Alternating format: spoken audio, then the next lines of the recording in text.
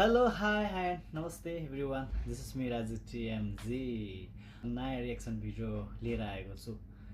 किन होला आजभोलि चाहिँ मलाई चाहिँ हाम्रो यो पत्रकार भर्सेस हाम्रो आर्यन दाईको ब्याटल चाहिँ खतरा लाग्छ कि है साथीहरू। अनि म एक्लै चाहिँ किन हेर्ने त, सबैजना अब सँगै हेरौँ, खतरा हुन्छ ब्याटल चाहिँ। दाईले चाहिँ होइन उसको बोल्ने शैली के हो कि होइन, कस्तो फ्याट्टै जवाब दिन्छ होइन। फेरि सोध्ने हाम्रो पत्रकार साथीहरू पनि त्यस्तै हो कि। त्यही भएर आऊ सँगै सबैजना हेरौँ। Let's see guys together. राज्य भने चाहिँ के हो तपाईको मतलब? सुखी शान्ति समृद्धि। किन रामकै राज्यमा मात्र सुखी समृद्धि थियो? रामको राज्यमा एउटा दलितलाई कानमा चाहिँ झिर हाल्ने या तातो फलाम गर्ने त्यो थिएन? त्यो पढ्नु भएन? त्यो राम्रो थियो? एउटा व्यक्तिलाई, एउटा स्वतन्त्र नागरिकलाई चाहिँ कानमा चाहिँ के तताएर हाल्नुपर्छ, सुनाउनु हुँदैन भने त्यो राम राज्य हो? होइन, राम राज्यलाई तपाईँले कसरी बुझ्नु भएको छ? राम राज्यको विषयमा चाहिँ बाल मृत्यु दर चाहिँ हुँदैन थियो, 5 वर्षभन्दा मुनिका बच्चाहरूको मृत्यु दर 0 थियो भनिन्छ। राम राज्यमा चाहिँ अकाल अनिष्टि सुनिन्थ्यो। सुन्नुहोस् न, थियो रेमा नजानुस् न, पुष्टि गर्नुहोस् न। होइन आर्कियोलोजिकल कुनै एभिडेन्स हुनु पर्यो होला नि त, पुष्टि हुनु पर्यो होला नि त। पुष्टि नै छ होइन, गफैमा मात्र भनिदिने, घरमा लाग्दिने। रामायण पढेको छ, रामायणको नि धेरै कुरा सुनिएको छ। रामायण भनेको इन्डियासँग रिलेटिभ हो होइन। यहाँ जानकी मन्दिर भएको भएर नेपालसँग छोएको हो होइन। अब इन्डियाकै धेरै विद्वानले भनिराख्नु भएको छ, इन्डियाकै अब कोर्टले भनिसकेका छन् होइन। यो राम राज्य, यो रामायण भने चाहिँ एउटा के भन्छ त्यसलाई, अन्डा काव्य जस्तो परिकल्पना हो भनेर त इन्डियाको सदनले भनिसकेको छ होइन र? त्यसो भए गौतम बुद्ध परिकल्पना हुन् भन्न मिल्छ सर? अनि राम सुन्नु न, गौतम बुद्धको त भेटेको होला नि त, एभिडेन्सहरू होइन, दरबार भेटेको होला नि त। रामको चाहिँ भेटेको छैन। खोइ त भेटेको भए पुष्टि गर्नु पर्यो, भेट्नु पर्यो, थाहा हुनु पर्यो। सीताको जनकपुरमा बिहा भएको त्यो रामको बेलाको कहानी होइन? सुन्नु न, रामको बेलाको कहानी हो। सीता कसरी जन्मिन् भन्ने कुरा उठाउनु नि त ल। पत्याउने कुरा हो, कहानी होइन। मलाई माटो मुनि चाहिँ मान्छे हलो जोत्दा भेटाइन्छ, बाँच्न सक्छ। तपाईँ 2 घन्टा म माटो मुनि राख्छु अनि हलो जोत्छु, तपाईँ जिउँदै निस्किनुहुन्छ? त्यस्तो कल्पना त सबै चिजमा छन् नि, सबैले। अब यस्तो खालको कुरा, यो काल्पनिक कुरामा नजानुहोस्, सत्यमा जानुहोस्। मैले भन्न खोजेँ सबै दर्शनमा त्यो किसिमको कल्पना छैन। सरकारले जसरी पछिल्लो समयमा काम गरिरहेको छ नि, यसलाई तपाईँले कसरी लिनु भएको छ? समयमा ठ्याक्कै भन्नुहोस्। बालिन शाहको हेर्नुहोस्, भर्खर 100 दिन पुरा भइसकेको छ होइन। अहिले नै नम्बर दिन भेला भएको छैन होइन। अब अलिकति दिउँ न त, अब 6-7 महिना दिउँ नम्बर दिने बेला नि। इक्जाम लिँदा बच्चाहरूको कति महिना पढाएपछि लिन्छ?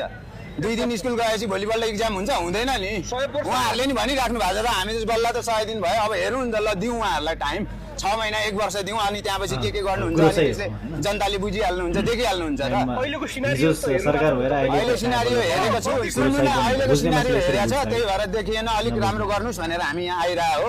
बालिन सरकारले राम्रो गर्नुहोस् भनेर आउनु भएको, विरोध गर्न आउनु भएको? ठ्याक्कै भन्नुहोस् है। सुन्नुहोस्, तपाईँले जे यथार्थ भने त्यो कुरालाई तपाईँले विरोध नभन्नु होला। त्यो चाहिँ यथार्थ कुरा भने हो, मैले त्यसलाई विरोध भनिँदैन होइन। यो कुरा चाहिँ मैले उहाँलाई झकझक्याउन यस्तो चाहिँ गर्नु भएन है भन्न खोजे हो, मैले त्यो विरोध गरे होइन। त्यसो भए तपाईँले प्रधानमन्त्री बालिन शाहको सल्लाहकार नियुक्ति गर्नुपर्ने भयो भन्नु पर्यो। के भन्छ हो, के हो यार, के सोच्छ केटाहरू? पत्रकार भनेपछि यतिको क्वेसन गर्ने चाहिँ हुनुपर्छ है सर। होइन, हुनु पर्यो नि त सर, यतिको चाहिँ हुनुपर्छ है पत्रकार भनेपछि है त। सल्लाहकार भनेको त त्यहाँ होला। प्रधानमन्त्रीले 27 जना सल्लाहकार सरकारलाई सल्लाहकार बनेरै सल्लाह दिनुपर्छ भन्ने केही जरुरी छ? सल्लाहकारको कामै सल्लाह। यहाँबाट अहिले म जे भनिरहेको छु त्यो पनि सल्लाह हो कि होइन? उहाँले विरोध मान्नुहुन्छ सर यसलाई त? उहाँले के मान्नुहुन्छ त? उहाँले भन्नुहुन्छ, तपाईँले भन्ने कुरा होइन नि त। उहाँको मनको कुरा तपाईँलाई थाहा छ? सडकमा सरकारको यहाँबाट तपाईँलाई सल्लाहकारै भन्नुपर्छ जस्तो लाग्छ। तपाईँले भन्नु स्तर बढाउनुहोस् न, स्तर बढाउनु। अहिले यहाँबाट चाहिँ के गरिरहेको छु त? यो चाहिँ सल्लाह होइन त? यो चाहिँ के हो त? सल्लाह जहाँबाट दिए पनि हुने भयो। सदनबाट सांसदले दिन्छ, सडकबाट नागरिकले दिन्छ। यो कुरा हेकार होस्, तपाईँहरूले चाहिँ पुर्याउनुहुन्छ।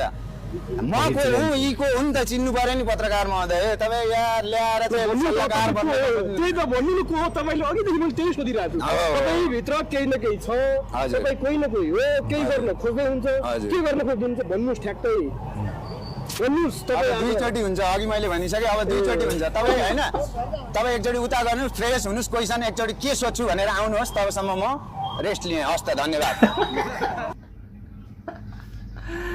यिनै हो बुढो। यो मान्छेमा अलिकति होइन अब अध्ययन छ, नर्मल लाइफ जिरहेको छ, जो ग्राउन्ड लेभलमा छ, देशको समस्या जसले भोगिरहेको छ, परेको छ, त्यसले मात्रै थाहा हुन्छ। रियल कुराहरू हो होइन। कतिजना मान्छेलाई थाहा हुँदैन। साधारण नर्मल अब सिभिलाइज भएर नागरिक भएर जिउनु र अलिकति आलिसान महलमा बसेर देशको स्थिति निहाल्नु आकाश जमिन फरक छ क्या।